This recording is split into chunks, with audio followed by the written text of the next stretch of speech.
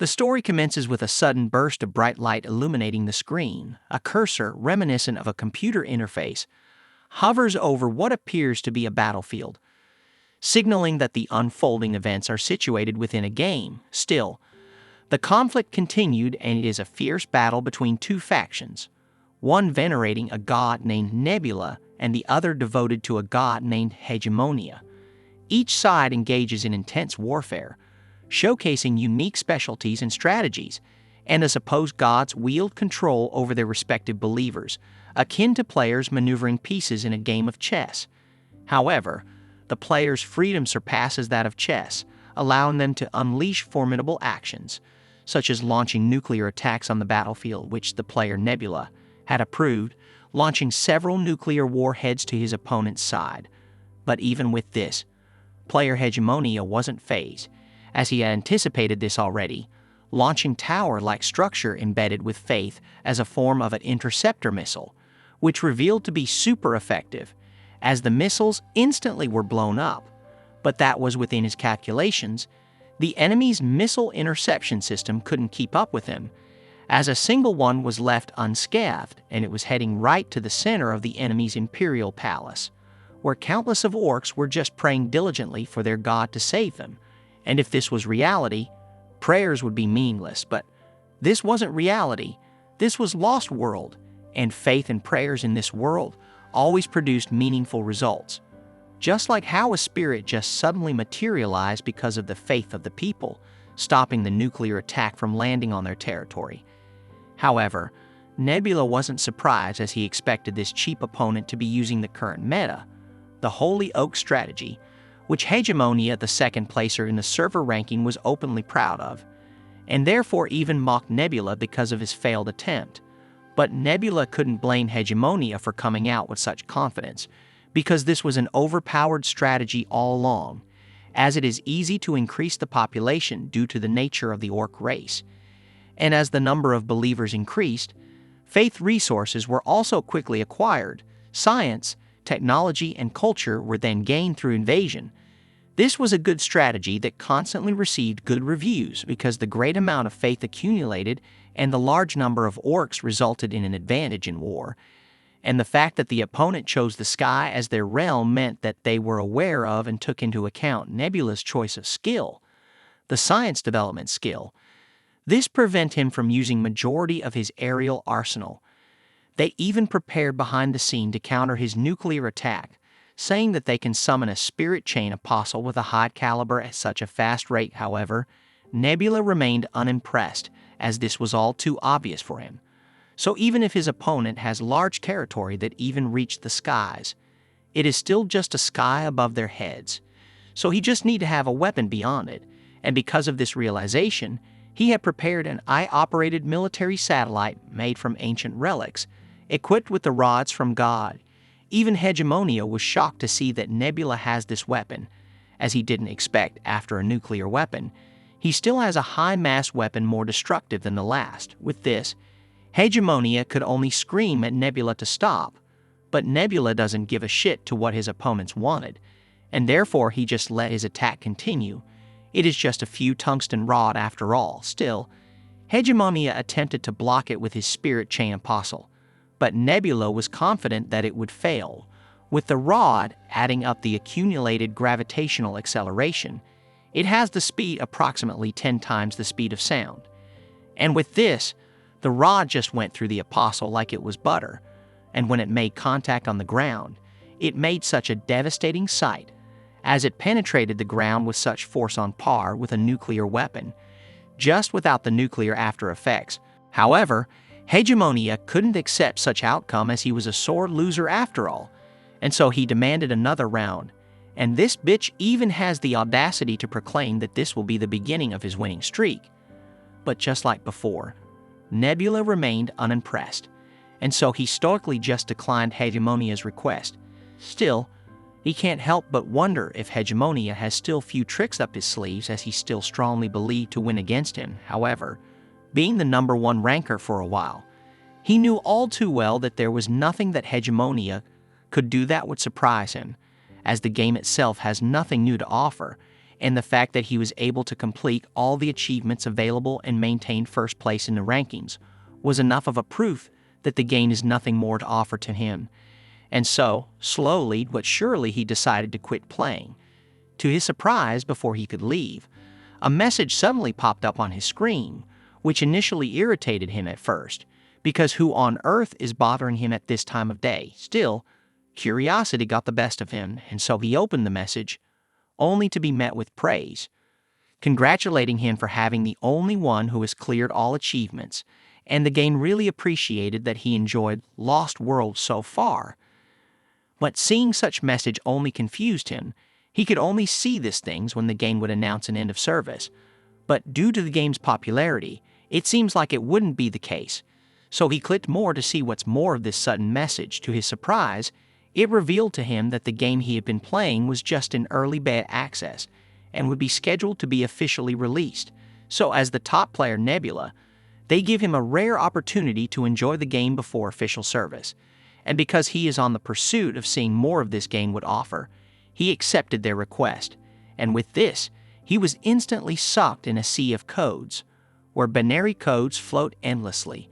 But not even a moment passed. Darkness ensues soon after that. The empty space began to reveal the countless of stars that occupied it. Under those said stars was a familiar figure. It was Nebula's game avatar, opening his eyes. Light shines mirroring the magnificent sight before him, a view far from what he was used to, beautiful, but it felt like it was a ruin of some sort, where stone columns in a rugged style reminiscent of Greek temples circled the place. But the strange thing was that the sky was black, even though the horizon was visible. This could only mean that there is no atmosphere. Obviously, one wouldn't be able to breathe without an atmosphere.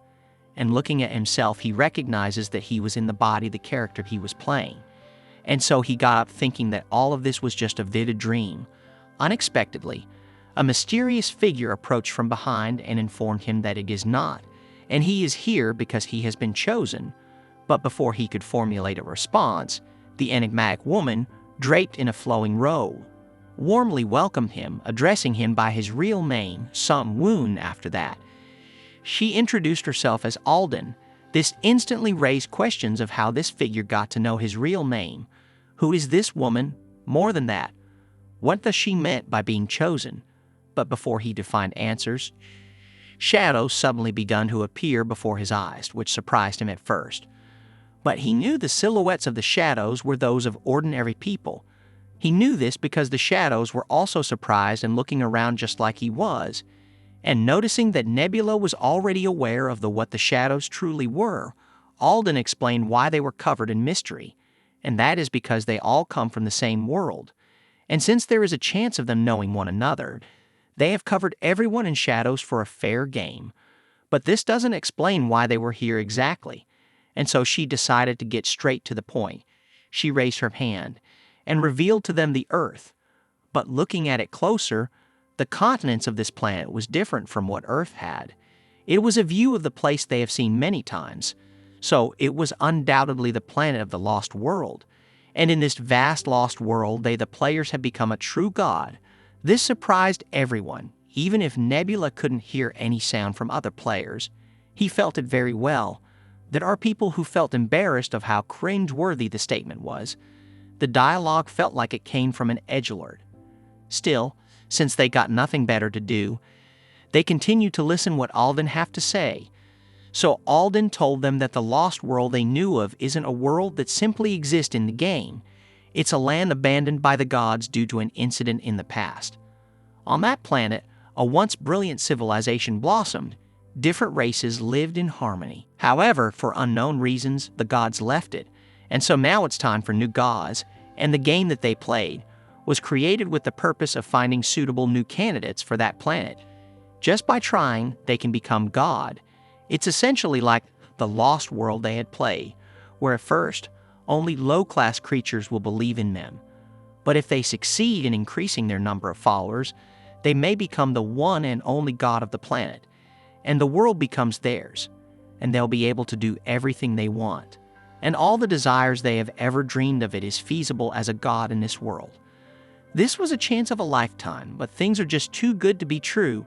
He felt that there was something Alden still wasn't addressing.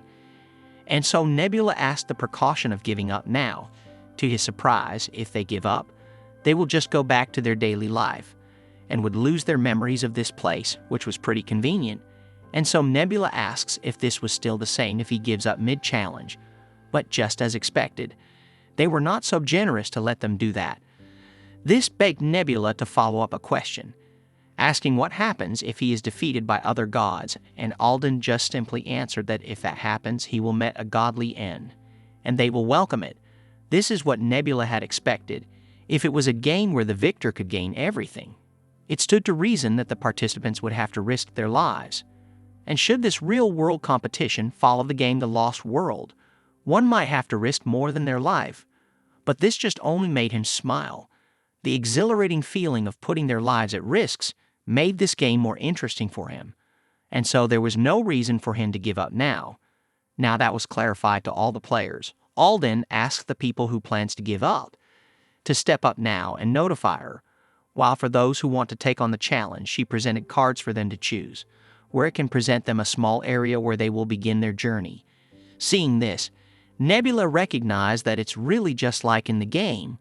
The means to start the game was selecting a small area. However, his trains of thought was disrupted as he noticed that other people are giving up already.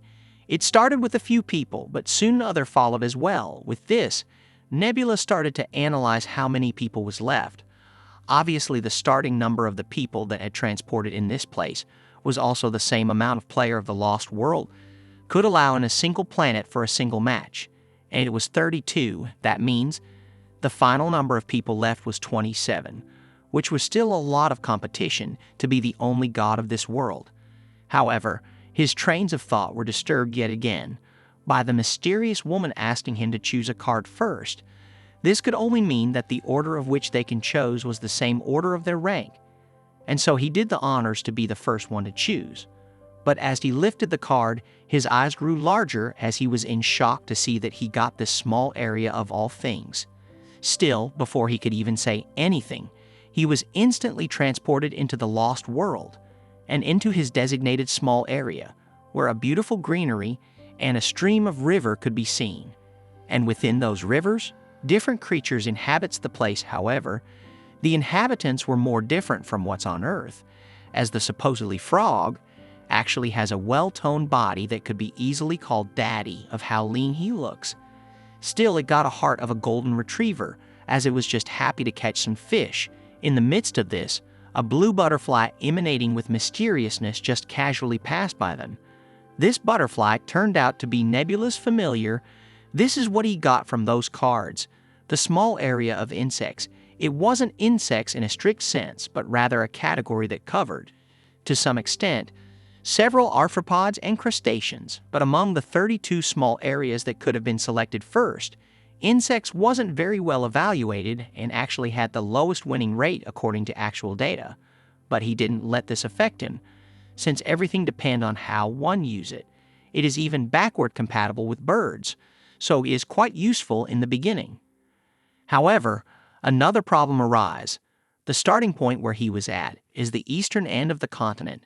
This place had a disadvantage in advancing.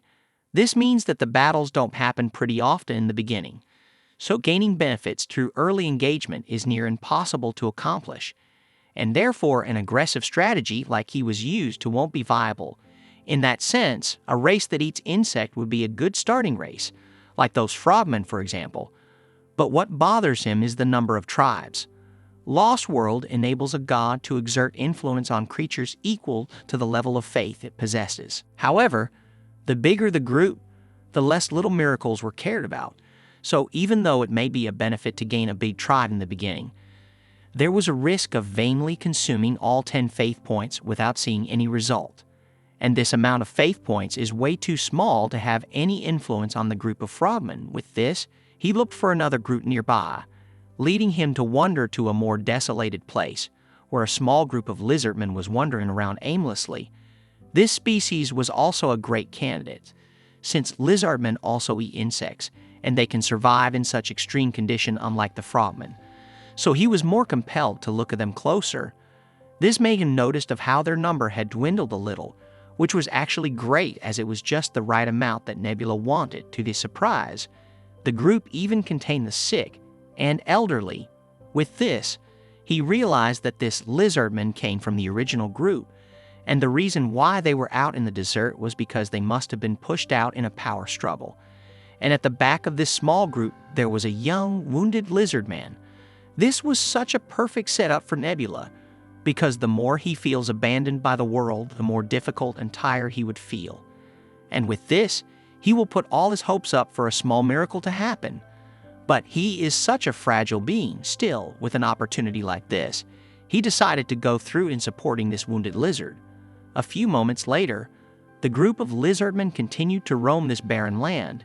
Exhaustion was noticeable within their expressions. Fortunately for them, they have somehow encountered a wounded gazelle on their path, which they didn't hesitate to charge towards, and because it had been a long time since they saw meat, they act like savages and consumed the gazelle in frenzy, while the wounded and the elderly just sit on the side as this happened, and just a moment more, the once lively gazelle vanished in an instant. All that was remained from it were its bones. But still, the healthy lizard man was planning on consuming this until the very end, as the bone marrow on these bones is also very delicious. However, before they could do that, another one of their kind, Jal, snatched the bones and told them that they already have enough, and they should leave these remains to those who can't hunt.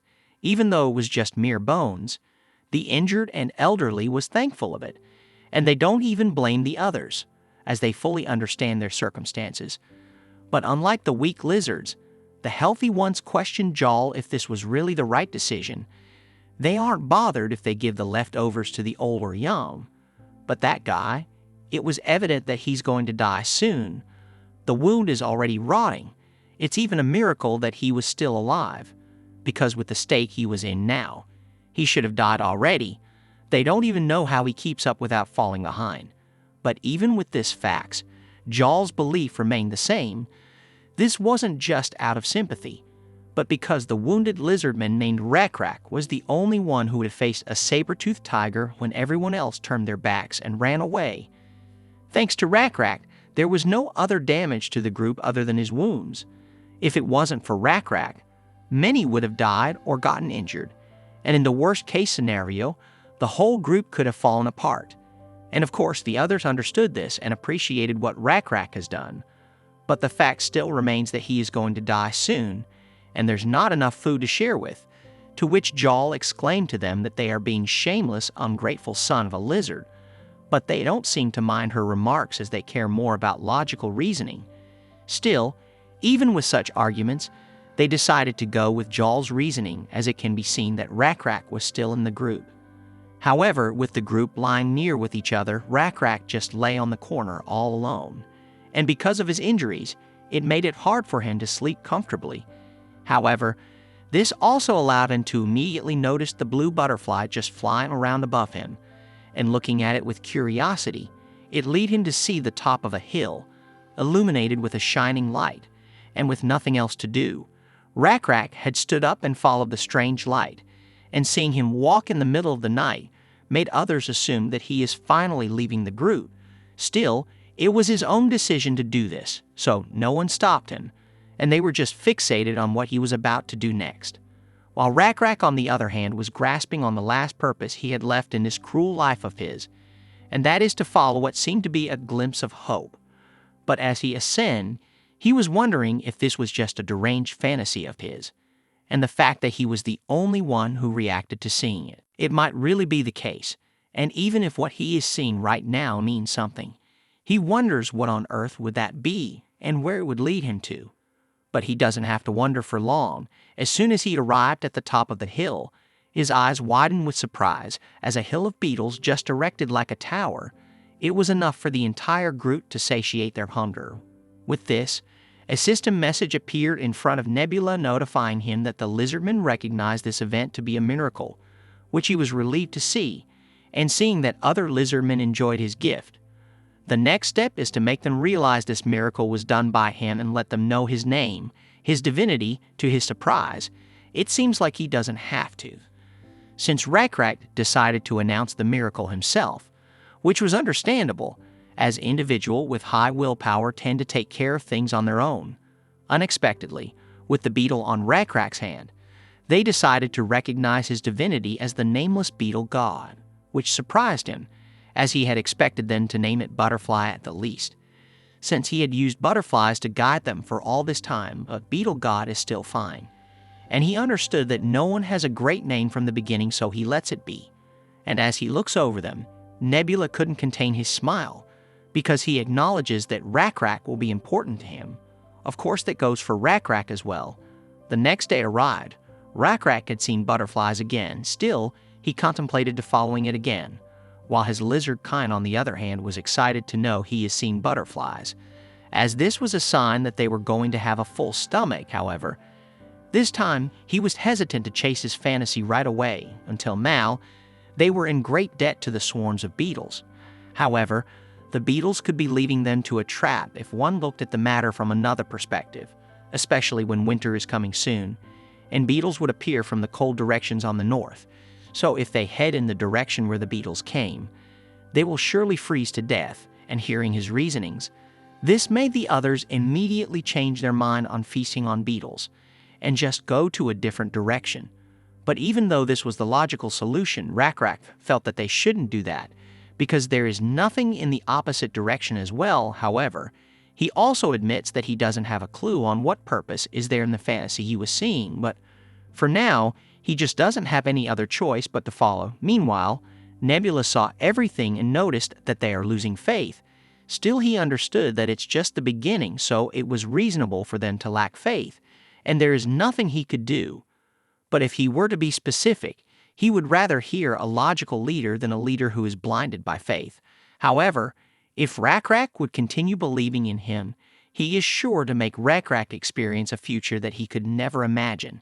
And just as Nebula wanted, Rekrak's tribe walked through the path he had paved, and they then began to climb a small hill that rose past the wilderness. And as they climbed the hill, their eyes began to widen as they couldn't believe what was in front of them. And seeing that everyone was too stunned to say anything, Rekrak turned towards the group and proclaimed that the nameless beetle god has yet again gave them another miracle, as he brought them to a sanctuary where thick bushes and trees circled the wide spring, from which small waterfalls and streams flowed. With this, everyone cheered with joy from the top of their lungs, celebrating the glimpse of hope of survival that was given to them by believing in Rekrak's decision.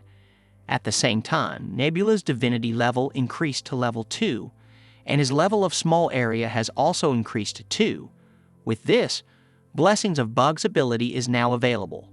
And this was such an important skill to have, because in the game The Lost World, it was possible to grant a special ability to the believers who supported the small area once the player's small area leveled up. This was called God's Blessing, and it allows the believers to evolve, as the blessings would change the appearance of the species, and the change would be passed down to the descendants. And if his hunch were right, Rekrak would know for sure what he wanted, and so Nebula decided to bless Rekrak and him his priest in order to deliver his will to his people. A few moments later, the day turned into night. The lizardmen sleep peacefully under the clear night sky, and because Rekrak was now a priest, Nebula is now able to get inside his dreams and show himself to him, but with a more familiar persona akin to Rekrak's species. And for this, Rekrak had so much things to ask. But before he could say anything, Nebula just stretched out his arm, like he was asking Rekrak to hold it. But as Nebula expected, Rekrak was insightful.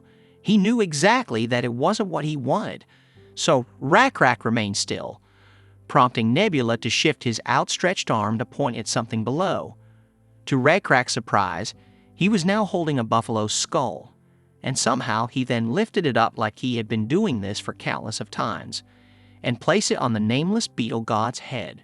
With this, the image of their god became clear to him, and so as soon as the day arrived, he gathered everyone, and with every detail, he told them what exactly he had dreamed of.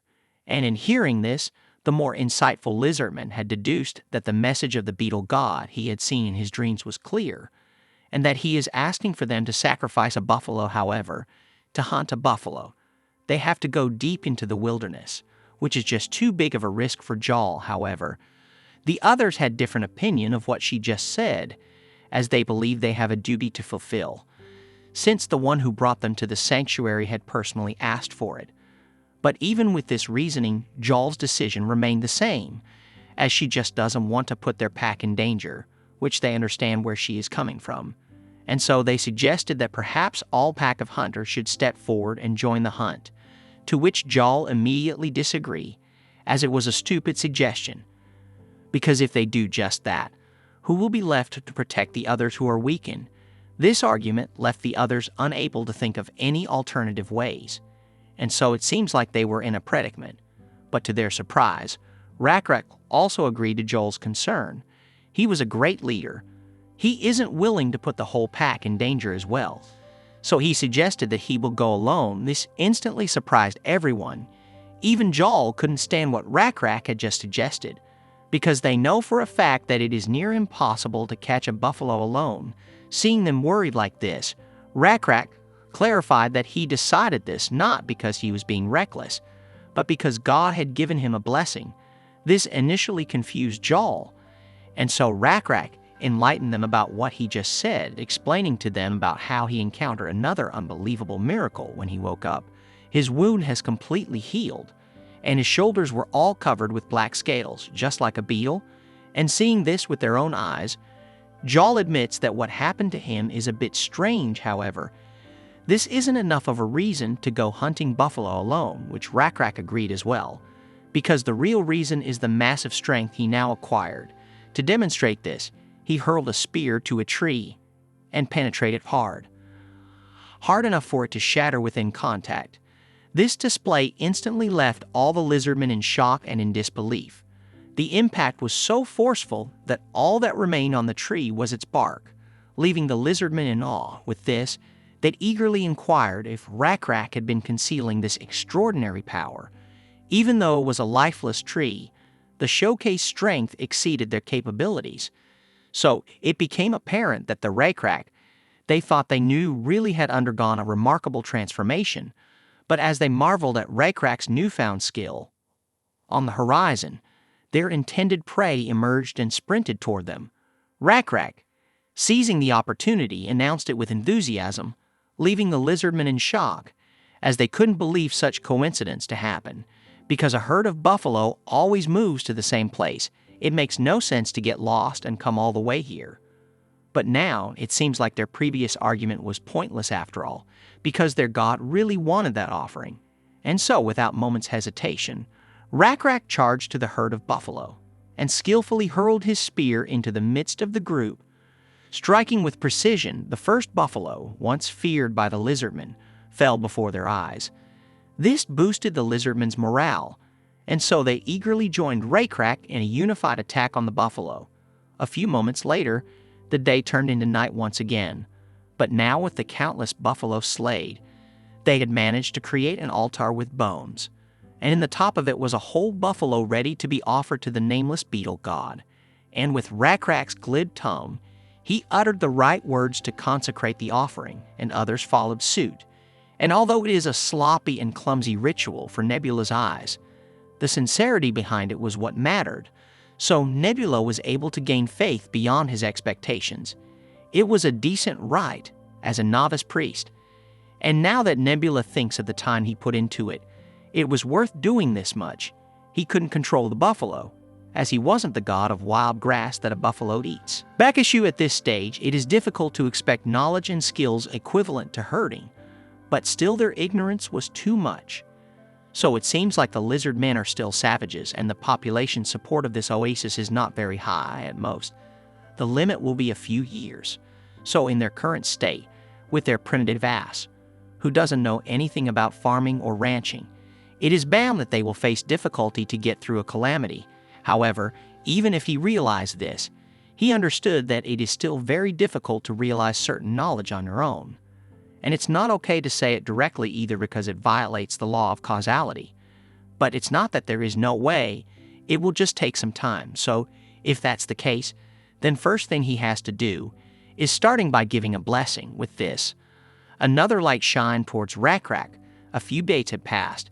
The altar they had previously built had grew larger as they have hunted more buffaloes. But what's even more surprising was the significant change Rakrak had gone through. Because of the blessing that Nebula gave, Rakrak and his men had evolved and had now black scales like the beetle they had consumed. But even with this, Rakrak was troubled, as he had a disturbing dream in previous night, and he doesn't know what it meant, as the vision was ambiguous, where the altar, once a symbol of prosperity, now shook precariously in the unsettling dream. The pond of blessings, which had protected them for many years, had lost its vitality. No more fish thrived in its once teeming waters, and the ground had become so parched that no root plants could be found, which seems to be a dire dream, however. Jal pointed out that it will be a long time before that happens, indicating that he shouldn't worry that much, especially because the god takes care of them, which Rakrak agreed, as believing God too, more than anyone else. But the gods will often come across as difficult for them to understand, so if the leader is lacking in understanding its meaning, there will come a time that they will betray God's will, and he is afraid of that happening. And so he ponders hard on what his vision had shown him and find out the meaning of it. To his surprise, he doesn't have to wonder for long as he saw a large group emerging from the horizon. With this, they now know why the altar shook. It was to warn them about the arrival of their enemy. And looking at them closely, there was no doubt that these guys are the ones who kicked them out. And this was obvious as the leader had blue scale like them from before. And above all, the large monster that only the leader could tame was with them, solidifying their recognition. And looking at the numbers, it looks like the entire tribe has arrived. That could mean that their hometown, a wetland with green leather, was completely devastated. This really grinded Rakrak's gear, and the only possible explanation Jal could come up with was that the large monster was high maintenance, that it depleted their resources at a much faster rate. Nonetheless, they were confident that they will not be able to locate their sanctuary, since it is located on terrain that cannot be seen until you climb up. So, there is a possibility that they may pass by without knowing. However, this didn't go as they had hoped for, as the ones who were in patrol, led by Yer, exposed their presence by boldly shouted at the approaching tribe to stop their advances, as this was the sanctuary of the nameless beetle Avatar. So they better not take a single step in their turf. However, this only fueled curiosity on the other side. Even Rakrak couldn't believe the stupidity of Yer's. Still, he told Jal not to worry, since this may also be God's arrangement, which confused Jal's. So she asked what he meant by that. In response, Rakrak explained that he believed that God deliberately caused this situation. This led Jal to assume he meant it was a test from God, but Rakrak clarified that it might not be a test but rather a mission to accept and save those who were once part of their community. But even if that were the case, Jal remained concerned, since they know all too well that the leader of their previous tribe is just ruthless. He didn't even think twice to drive out the weak tribe into the wilderness. So changing a leader's mind is just impossible. However, as they ponder this, the blue butterfly appeared in front of Rakrak once more, a clear sign of God's will. With this, he realizes that it was foolish for them to dare to think beyond their scope, as they don't have the ability to see the future, and speculating here about what will happen wouldn't get them anywhere.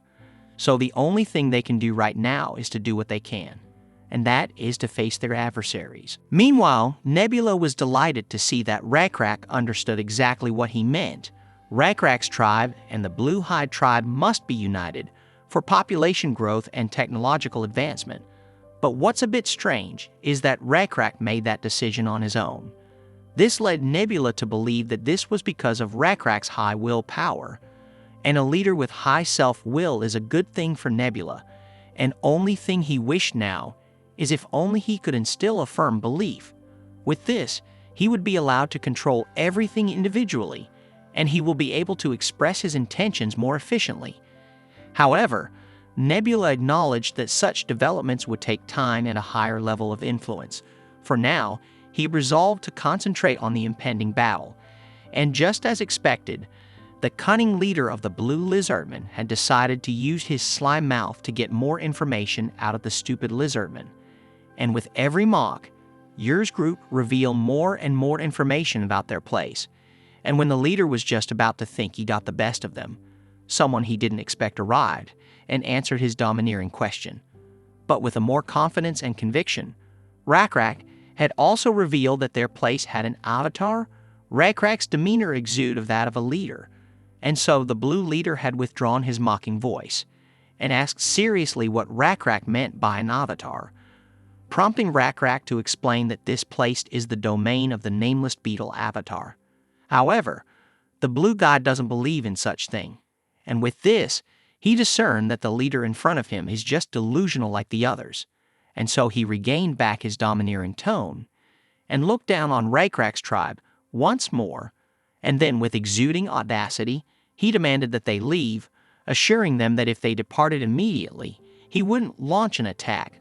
The disdainful attitude even extended to the mount, looking at them as if they were trash, and if that wasn't menacing enough, he confidently asserted that they stood no chance against him, boasting of his countless followers, and according to him, if Rakrak were truly a leader, he should have already calculated by now the undeniable truth of his words. Much to the blue leader's surprise, Rakrak merely shook his head and aimed his spear towards the blue guy, indicating that he is willing to fight him. This in turn caught the blue guy off guard, but even before he could say anything, Rakrak turned his attention to those who followed the blue leader, attempting to reason with them.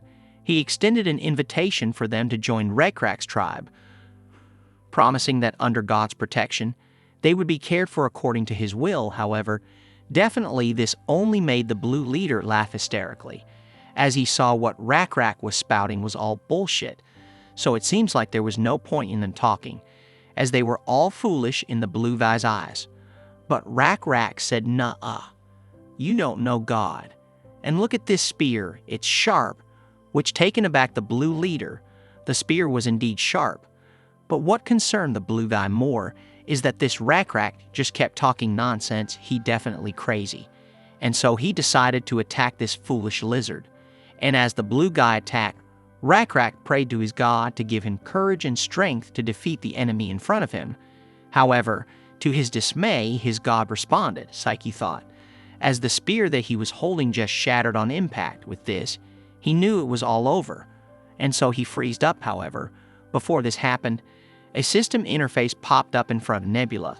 Since two different tribes came into contact, experience points for both tribes increased significantly.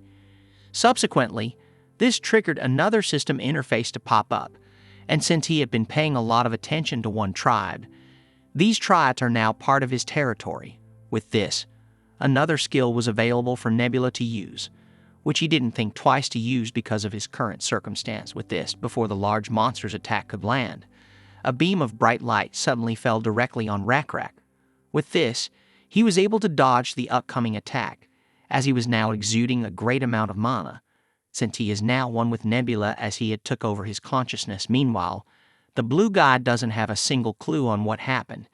Still, he tries to attack Rakrak once more, but Nebula, who is in Rakrak's body, just looked at his attempt with an indifferent expression, and their movement was just so slow to him, and so Nebula got time to open the blue guy status window to see his strength. To Nebula's surprise, Rakrak alone could manage to defeat this fool, so it seemed like the only reason he was losing was because of the little Drake monster, as it had 87 strength beyond what Rakrak has, but with the blessing. It's not difficult anymore, and so Nebula dashed towards the Drake, which caught the Drake off guard of how fast he was. This was possible because the skill-strong avatar gives the user an additional stat called Divinity. One divinity equals 200 times the maximum value of power that can exist naturally. To put it simply, the power of Rakrak now is 630, and so Nebula easily slapped the Drake's face into the ground, flipping them like they were pancakes. This shocked everyone, as they couldn't even believe it was possible. This overwhelming difference in power was just out of this world. Even Rakrak's own tribesman, who was used to Rakrak's strength, was in shock, and so silence followed, as they were all too stunned to say anything. But now that the threat was gone, Rakrak's men was about to celebrate, however. It seems like Rakrak remained indifferent, so they halted their celebration. Meanwhile, the blue guy was in disbelief himself. He can't grasp the fact that he was defeated. His calculations were never wrong, and the only conclusion he could make was that Rakrak had pulled a trick from his ass. And so he attempted another attack on Rakrak, but little did he knew, Nebula was still in control of Rakrak's body, and Nebula doesn't give a shit. So he clapped the blue guy so hard that his head was now facing the other way around, killing him on the spot. After that display, with a cold tone, he asked the others if they would also like to try its hands. But who in the right mind would do that? And so they let go of their weapons and swear allegiance to Rakrak and his tribe. And seeing that they have completely submitted, Nebula leave Rakrak's body, and therefore Rakrak regained his consciousness. Still, he knew what had happened and can't believe that it did just happen. The avatar just come in his body, and he felt he was dreaming. A few moments later, the day turned into night once more, but the paradise they lived was livelier than before, as the countless of lizardmen had gained their numbers, and amidst of it, same conversation can be heard. The new lizard men couldn't believe that what in front of them is the same tribe who went out into the wilderness, as they now have a different color, prompting them to explain that it was because they are following the nameless beetle avatar. That's why they changed and became stronger. If this didn't happen, they would have died wandering in the wilderness. With this story, the new tribe folks now know the strength of the avatar. Even their leader's strength was out of this world. As this happened, Rakrak was just sitting with Jal contemplating about something. But his trains of thought was disrupted by Jal asking him if their current predicament was okay. Because with him accepting the others, their population has increased sixfold. With this, the place they are staying at will rapidly deteriorate, which he knows all too well. That is also the reason he was thinking so hard in silence. But the only option he could think now was that they had to leave this place, which surprised Jal, as they couldn't just wander around the wilderness without any answers. To which Rakrak responded that it wasn't the case because he feels it. The answers will definitely lie within them, the answer sent by God through their old brothers.